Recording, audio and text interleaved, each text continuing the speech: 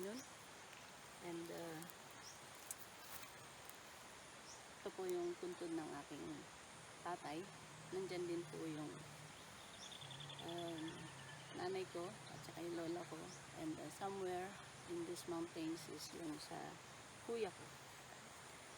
Yung kanyang puntod. Yung puntod ng kuya ko. Now, naisip ko na gawan ng video itong mula sa araw na to regarding yung words na do not be afraid na sinabi ng Panginoon, especially sinabi ni Jesus at yung mga iba pang sinabi ng Panginoon sa atin in the Bible. It is said that there are that the words do not be afraid or fear not, take courage, were said in the Bible at least 365 times. Ibig sabihin, if sa isang taon is meron tayong 365 days, then sa bawat araw na tayo ay nabubuhay, nandun yung assurance ng Panginoon sa atin na sinasabi niya na huwag tayong matakot or that let's have courage, let's take courage. And naisip ko gawan ng video everyday, bawat isa sa mga salitang yon mula sa Bible. And in as much as yung gospel natin ngayon, taken from John 14, talks about Jesus saying to his disciples, peace I leave with you, the peace that I have I give you. Now, bakit niya sinasabi yun?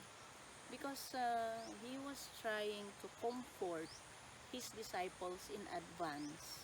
Kasi malapit na siyang mamatay, malapit na yung pagpapako sa kanya sa krus. And of course, kinailangan niyang kalmahin yung kanyang mga disipulos, yung mga apostles or yung mga apostoles niya by saying na aalis ako but I'm going to live with you my peace. The peace that comes from Christ Himself. Not as the world gives. Sabi pa niya doon sa ating gospel reading. Not as the world gives. Kasi yung peace na manggagaling kay Kristo, yun yung talagang masasabi nating genuine peace, true peace. Na ibig sabihin, kaya niya sinabi yun because He was trying to reassure His apostles. Kasi nga, malapit na siyang bumalik sa Diyos. Malapit na siyang mamatay. And He is going to leave His apostles behind in order na yung kanyang mga apostles will continue the work, the mission. So, kasunod ng pagsabi niyang, peace I leave with you, not as the world gives it, but as I give it, is yung pagsabi niya, do not be afraid. That is why, sisimulan ko ngayon yung daily video natin. Hanapin natin sa Bible yung mga verses na naglalaman nung sinabi na do not be afraid or fear not or take courage or take heart. So, sinabi niya yun because yung way na mamamatay si Jesus will impact the apostles na in a way na nakakatakot. Ibig sabihin, kung ako yung isa doon, parang ayoko nang ituloy ito. Ganun pala yung paraan ng ikakamatay natin. Ayun na nasa isip ng mga apostles. So, syempre, Christ Himself assured them, do not be afraid. Yes, I will die. Yes, I will be buried. But on the third day, I will rise again. And I have to die so that I will go to the Father and prepare a room for you. So, ibig sabihin, yun pa lang sa sinabi niya nakakatakot na yun kasi ibig sabihin, ihahanda mo na yung kwarto ko, kukunin mo na rin ako. Of course, we will all die. But here's the good thing dun sa sinabi ni Jesus. Kalma lang. Peace. Do not worry. You will all die. Wala namang hindi mamamatay. You will all die, but ang maganda dyan, kasama mo ako. Every step of the day. Every day of the year. 365 times nga sa Bible na sinabi yun. Ibig sabihin, araw-araw na paggising mo, natatakot ka, huwag kang matakot kasi nandyan ako, kasama mo ako. And if ever nakukunin na tayo ng Diyos, na may kwarto na kalaan para sa atin dun sa bahay na ihahanda niya para sa atin. Magkikita din tayo sa huli. Now, bakit ko kaya naisip na dito sa harapan ng puntod ng aking mga magulang ko ginawa itong video na ito. And of course, maganda rin naman yung tanawin sa likod. Kasi baka masway kayo dito sa puntod. But then, death, we fear death itself. Diba? Natatakot tayong mamatay. Pero Jesus Himself is reassuring us. Galing sa Kanya mismo yan. He's about to die and yet He is saying, kalma lang, peace lang. So we should all learn from Him. Ibig sabihin, okay, when my time comes and I'll say, okay, lapit na ako mamatay, so ano kaya yung turo ni Jesus? Kalma lang, self. Ibig sabihin, we all die. But at least, before we do, every day, isipin natin yung pangako ni Jesus that He will always be with us. Na hindi tayo dapat natatakot sa kamatayan. Now, yung mga apostles are afraid not just for themselves, but for Jesus who is about to die. Kasi ayaw nilang, paano na kami ngayon yan, iiwan mo kami, so ano nang gagawin namin? That is why He said, wait lang, teka lang, di ba tinuro ko sa inyo lahat? So bakit kayo nag-aalala? Bakit kayo natatakot? Di ba ipinakita ko sa inyo lahat kung paano ang gagawin ninyo? So why are you afraid in the first place? Do not be afraid. Everything that I have shown you, everything that I have taught you, magagamit ninyo yan sa pakikibakan nyo sa araw-araw. Ngayon, syempre, nung mamamatay na po yung tatay ko, natatakot din po ako. Kasi sabi ko, wala na. Now, my mother died when I was 5 years old. And of course, hindi ko na feel yung loss. But my sisters, my brothers, yung mga medyo may nasa isip na, they felt the loss of a mother. Yung bang parang, wala kang uuwi ang nanay, walang magluluto ng umaga, sila ang gagawa nun kasi wala nanay.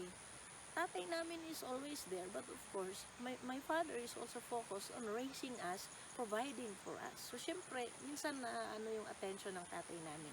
Sa akin, hindi ko na-feel nung nawala yung nanay ko. Pero nung tatay ko nagkasakit, sabi ko, naku, natatakot ako, mamamatay yung daddy ko. So, ano na ngayon? Paano na ako? By the way, I'm the youngest. And he died 4 years ago. So, medyo matanda na ako nung nawala siya. But then, nandun pa rin yung fear. Wala, mamatay ng tatay ko. So, wala na kaming tatakbuhan. Wala nang pag-share ng problema. Wala nang pagsusumbungan. Wala nang mag-advise. But then, naalala ko, ang dami nang tinuro sa akin ng tatay ko. And one of those lessons that my father taught me is to be calm. And inaapi ka man, okay lang yan. Ang mahalaga, you keep your integrity intact. So, yun.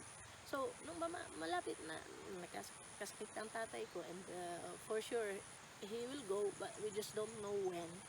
Natakot din ako. Pero, na-assure ako dun sa mga tinuro niya. Kaya nga, nung namatay siya, gumawa ako ng kanta. Unfortunately, I cannot sing it now. I have to sing it with the guitar. I will sing it one of these days. And yun, mamamatay yung tatay ko, but at least lahat ng mga pangaral na iniwan niya sa akin, magagamit ko yun para naman I will also live my life. So yun, Jesus is telling His apostles, kalma lang kayo, do not worry, do not be afraid. If ever na may mamit kayo mga problema, if ever na mamit nyo mga persecutions, if ever na may mga conflicts, diba, pinakita ko na sa inyo. How you're going to live, ipinakita ko na sa inyo. So, do not be afraid. And with the promise that He will always be with us every day of our lives. And further promise na kapag tayo naman ay mamamatay na, huwag tayo mag-alala dahil may nakalaang kwarto para sa atin. The room that Jesus Himself has or will prepare or has prepared for us. So, yun. The message is peace. Peace. You should have inner peace. Inner peace, genuine peace, coming from Jesus, which people cannot take away from us. Because sabi nga niya, the peace that I'm going to leave you comes from me, not from the world. Ibig sabihin, mamatay ka man, at least, you die peacefully, knowing that you have done what I have instructed you, what I have commanded you to do. And of course, when you die, when the time comes that I'm going to take you with me, huwag ka mag-alala, may kwarto ka sa bahay ng aking Ama. So yun, peace, genuine peace, peace coming from the Father, peace coming from Jesus Himself, and that alone will assure us not to be afraid. So, unang araw ng Do Not Be Afraid ngayon, and I'll see you tomorrow para sa pangalawang Bible verse on not being afraid.